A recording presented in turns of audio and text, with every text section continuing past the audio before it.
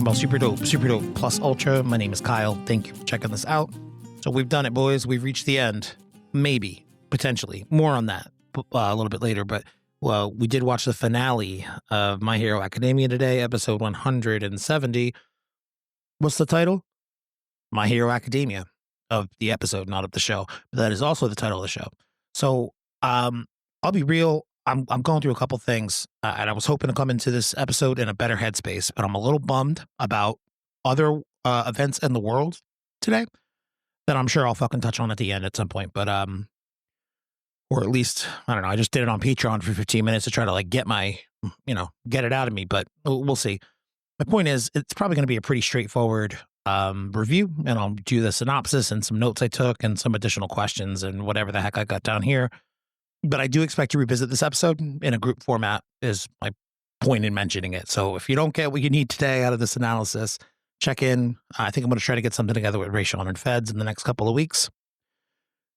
Maybe in the new year. I don't even know, man. Christmas is coming up as well. Like, scheduling is a real tough time right now. But let's read the synopsis for episode 170, the final episode, the finale of My Hero Academia, called My Hero Academia. A young boy who manifests a dark and dangerous quirk is abused and later abandoned by his family. That's the guy that we saw in the last episode where, like, Shigaraki Part 2, what's happening? He eventually escapes from the destroyed house's ruins, angered to find everyone around him happy while he had to suffer. Very much that same Tenko Shimura stuff, him walking down the street and looking for some help from an adult and all the adults being too freaked the fuck out to do anything about it. Before he can lash out, however, he is stopped by the old woman who had previously refused to help a young Tenko and, inspired by Izuku's actions, offers her hand to help him, which he tearfully accepts. When she says, it's okay, Granny's here, I had that thought. I mean, it's meant to draw that obvious parallel, right? Like, this is just like Tenko Part 2, or this is a reboot of the series, and it really duped me for a second. And what a nice way to have that woman, that nameless, faceless granny who's just walking down the street in that Tenko episode back in like season 4 or 5, to get her redemption. Such an understated character and such an understated moment, we didn't even realize that she needed redemption. And yet, they gave it to us as a way to exemplify the true positive change that Deku's made on the world, and inspiring people to literally and figuratively extend their hands to help people who are in need, instead of just walking away and passing it off on to the next person, passing the buck. Oh, I'm sure the cops will be here soon, so it's fine. Bye, kid.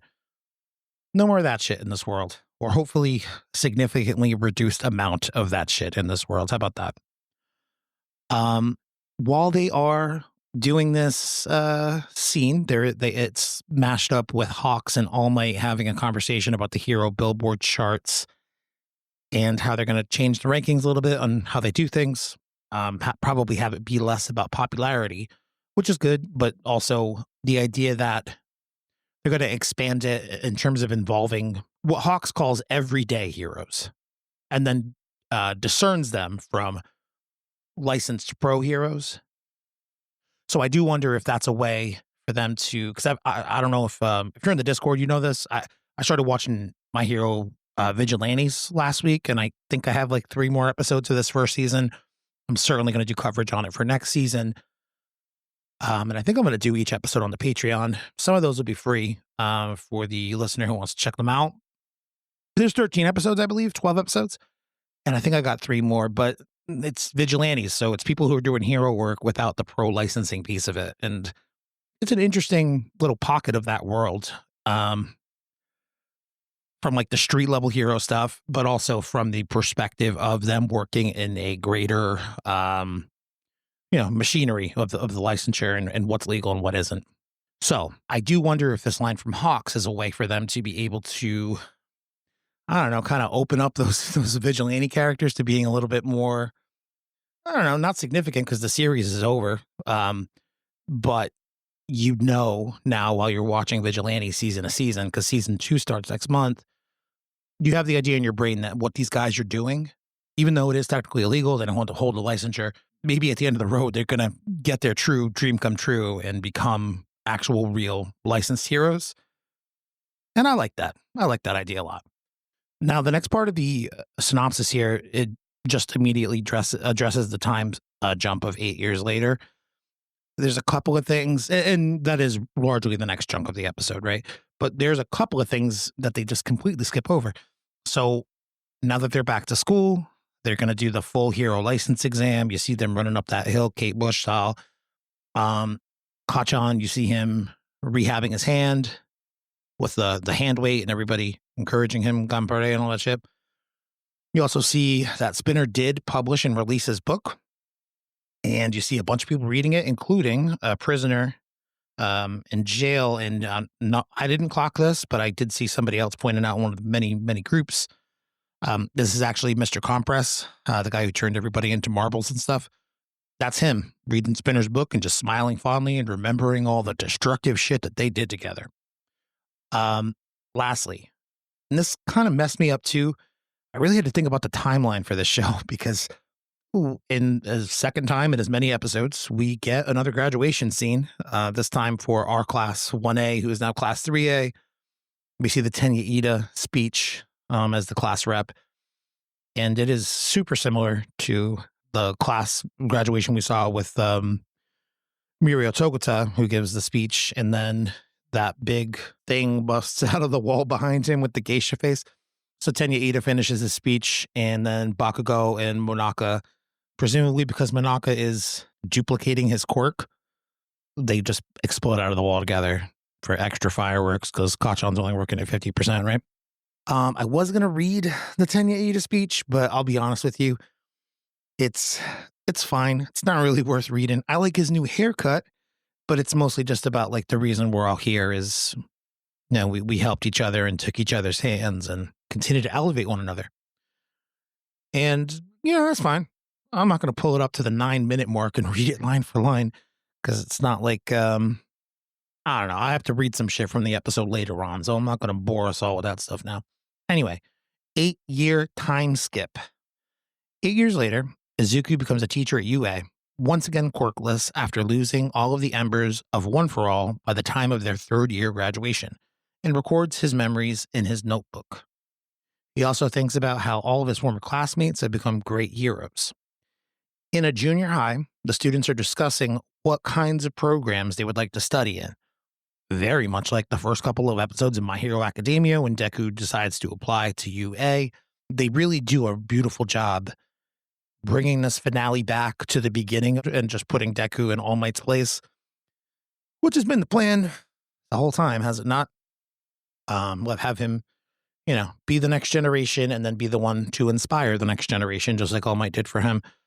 I did like this aspirations scene, though. Like, what's everybody going to do? I'm going to be a doctor. I'm going to be a hero. I'm going to do this. There's this one heteromorph girl who kind of reminded me of, I don't know. I was going to say that pony girl from class 2A, but I don't remember what she looks like all that much. But I do remember that she tries to speak English all the time, and it's my favorite thing about her. She says that she wants to work for Gel Inc. And when they show you the shot of what Gel Inc. is, it's La Brava and Gentle Criminal, who I can't believe I keep coming back to them so many times in this season, just for little cameos and references. But it looks like they started a gaming company, and they released a game called Cyber War that I guess, revolutionized the gaming world. So this girl wants to go work for them eventually. I did appreciate that. They also say, while Deku's like reminiscing, I guess, he's reminiscent about what his friends are out there doing as pro heroes. And one of the things that I thought was the most interesting is what Ochako, or Uravati, goes on to become. And she's a hero, but her focus outside of hero work is primarily in quirk counseling. Presumably, the worst of the worst cases she might see is a dude like Shigaraki, Tenko Shimura, whatever we're calling him this week, or that kid with the shadow thing that we saw at the beginning of this episode, who, by the way, we do see a quick shot of in UA High School later on in this episode. You could tell by the stitches in his cheek because they literally sewed his fucking mouth shut.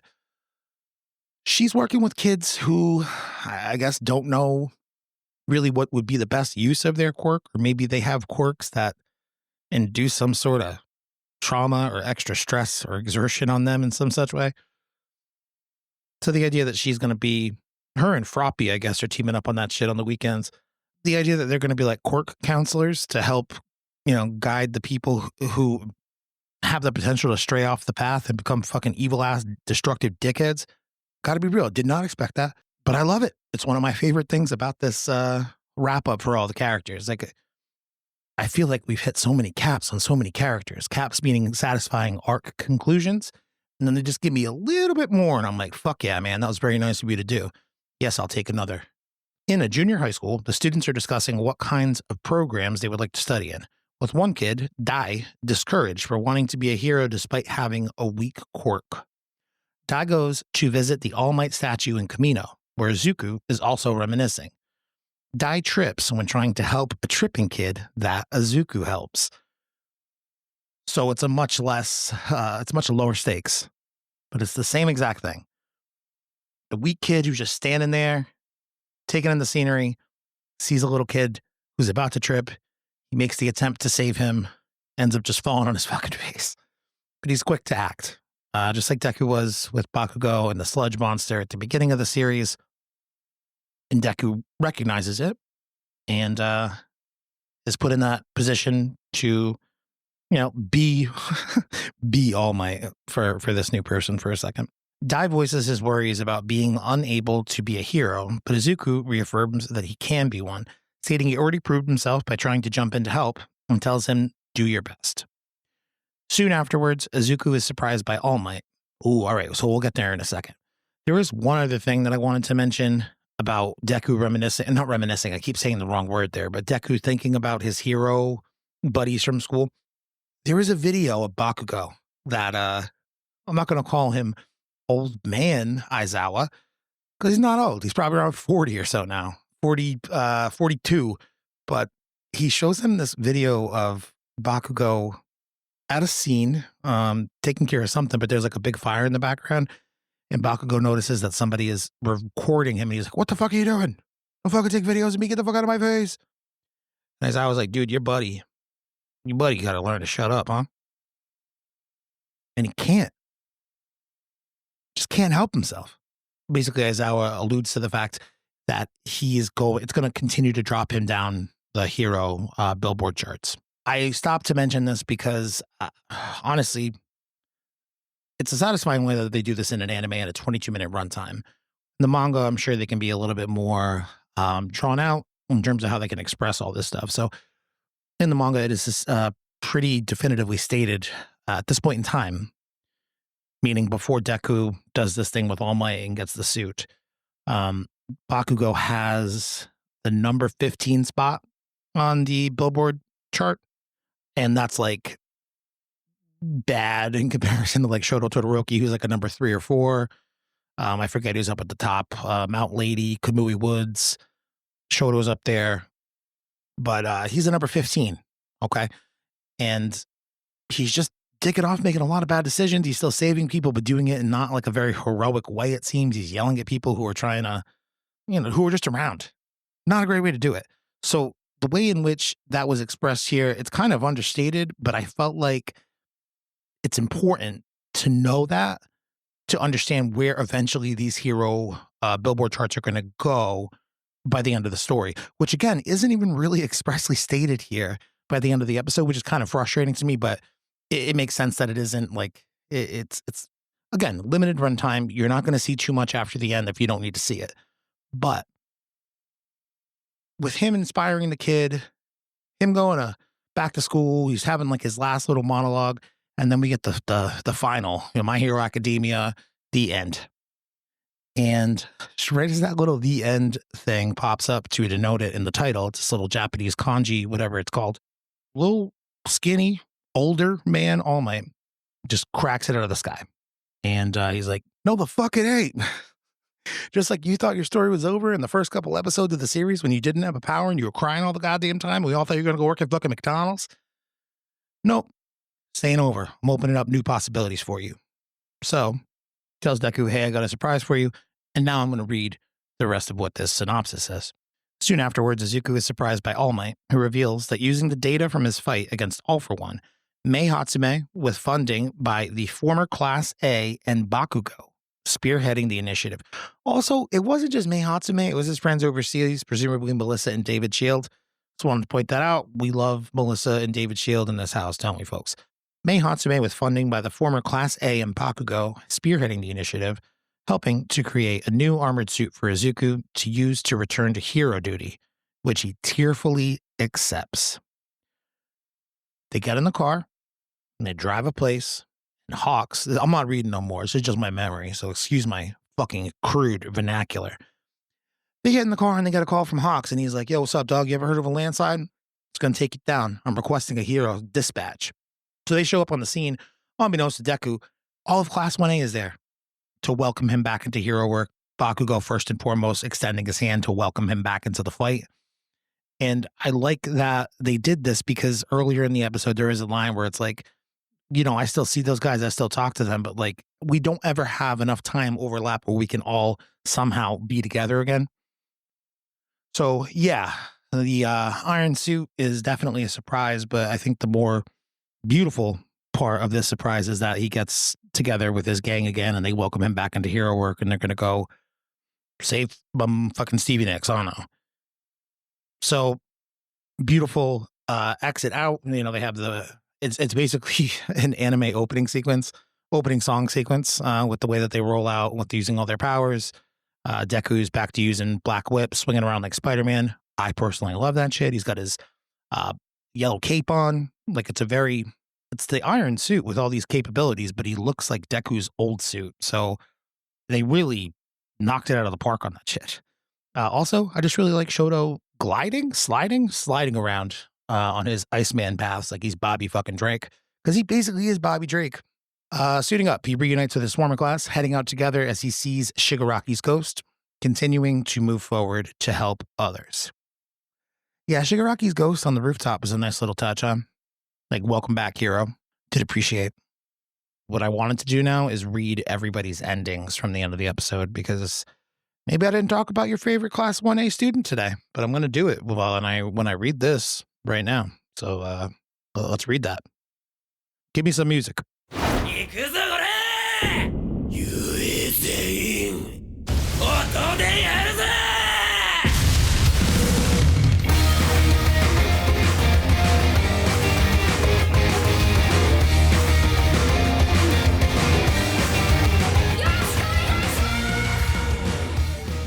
Yeah, that's the one. Because the beautiful use of Hero 2 in this episode. Me and Kelly, we don't talk that often, but when we do, we're good to bring up this song at least once or twice because the song is such a banger. So yeah, the Class A students 8 years later. Yugo, Aoyama, and Toru Hagakure. Hagakure went independent, and Aoyama became her sidekick in his new attempt at being a hero. Her face became visible while on duty, which has garnered the pair public attention. Ijiro Kirishima and Mina Ashido. Zealous comments got Kirishima media attention, and Ashido is popular with the young crowd. His chivalrous calendar sold out immediately upon release. Ashido keeps her fans captivated by always entering major dance events, because that bitch loves dance. Tsuyu Asui, Achako, Uraraka, they both went independent after doing sidekick gigs. They work hard at their respective hero activities. There are days where they team up to do court counseling. We love that. Mezu Soji, Koji Koda. These two deal with human rights issues for those with heteromorph quirks. Shoji has garnered worldwide attention, and Koda offers support as his sidekick. Kyoka Jiro and Deki Kaminari. Jiro and Kaminari have agencies next door to each other. This is because Kaminari was anxious to be by himself after going independent. But in the shot, I do want to say, they seem to be in a band. They're definitely playing guitars together, and Irie's there, and they're like her music teacher, and that just warms my heart. Mashiro Ojiro and Rikito Sato, Tailman, Sugarman, respectively. These two enjoy wide popularity with both genders. Now let me give you a little comment about that. Sato, big buff sugar man. Sugar daddy, if you will. Don't matter if you're a lady or you're a man, you like the big buff bod. Now why is Ojiro popular with both genders? I'll tell you why, and I've been saying it for years. That tail, yeah, sure, it's a tail, I guess. But isn't it kind of more like a second dick? Ojiro plans to open a martial arts studio, and he gets lots of advice from Sato. Umakagi Tokoyami and Hitoshi Shinzo. Shinzo is engaged in an organized crime deep cover operation, and Tokoyami still soars through the skies with Dark Shadow. That's interesting, and they're kind of splitting up Hawks' roles there, huh? Because like Tokoyami is Hawks and Shinzo is the agent that Hawks was. They are both amazing mystery men lurking in the darkness. Tenya Ida. Ida inherited his brother's agency. His brother made a comeback using support items, and now the two of them assist lost children. Momoya Yorozu, she spends some of her time doing research. She puts that knowledge to work by being involved in many global projects. Hanta Sero and Minoru Mineta. Sero's quirk isn't flashy, but people love him. Mineta went independent on a whim. Mineta thought he'd be wildly popular, but things did not turn out that way. Shoto Todoroki. He ranked 8th on the chart right after going independent. The Five Wheeze Festival has become an annual event at Mazakagi Elementary School. Katsuki Bakugo. His behavior is as extreme as ever as he tries to explode his way to the #1 hero. The old-timers still show him a great deal of partiality.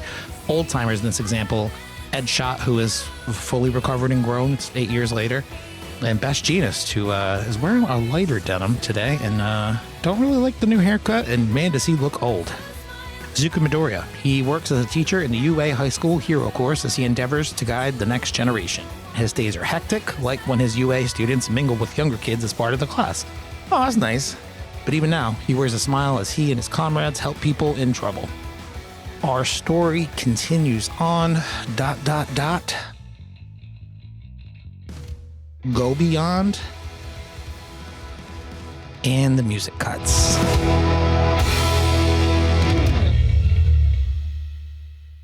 We don't get a plus ultra. And I've been thinking a lot about that one too.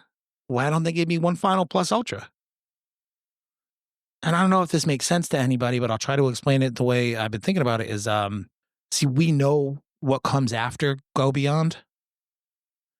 We don't need to be told anymore.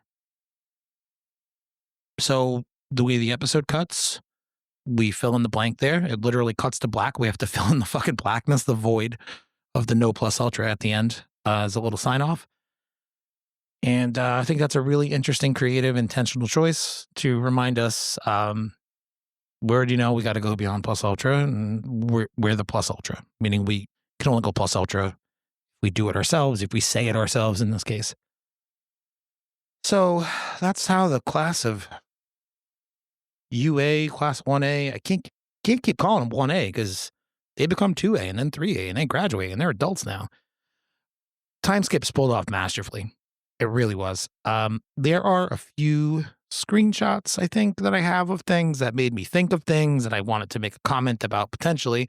Let's see if any of them are actually worth commenting about. First one I have here, it's from the My Hero Academia Aizawa Sensei VA, Junichi Soabe. This is a farewell message to the show. So Aizawa is a voice actor in Japan.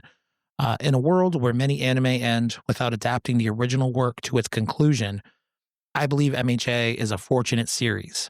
I'm lucky to have all of you who for so many years have loved and supported this work.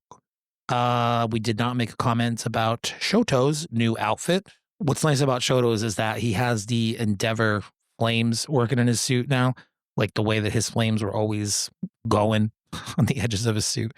But they're blue flames, like Dabi, and it's meant to, represent the fact that he's half and half, half cold, half hot, but also that's done in the shape of a T, like for Toya, his older brother Dabi. This actually kind of brings me to what I wanted to talk about next. The way that this series leaves off, you could very easily make a sequel series and not denigrate any of the original story that we've just gone through over the last 10 years. It's not going to be the story of Deku being the world's greatest hero, probably, but you could continue that story with him being in that world after that 8-year time jump if they do choose to revisit it in the future, and you don't risk denigrating what this series has been.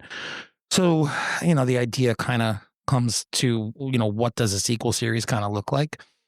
This person said, in terms of another MHA movie, and I kind of like this idea too, maybe this will be what the OVA is.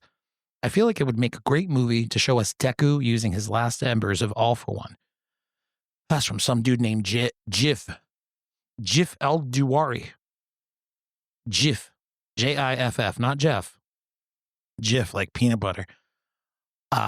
Yeah, what would a good sequel series be? I would love to see Deku train the next generation and just be the Aizawa to Class 1A's homeroom for the 3 years. There's not going to be another level of that conflict, but let's see what a genuine high school experience is like at UA versus the crazy crisis that they just went through. I did have some comments from some guys in the Discord. If you're not in the Discord, there is a link to the Discord in the show notes. You should go join. We talk some shit sometimes, but got a lot of thoughts from Reese. And let's see, Cygnus, Marcus, Tyson, let's see, Marcus, Maris Woods. He said, I'm genuinely impressed at how complete this show feels. Every little thread had some sort of resolution. Closing that show with the old lady taking the abused kid's hand was masterful. Hell yeah, it was. Tyson, the suit he got, that thing was dope, and it's open to continue the story later. 100% Tyson, I love you, buddy. You were very correct. I don't like that people keep calling it the Iron Man suit, although I guess it kind of is if you watch that first episode with All Might fighting All for One in that suit.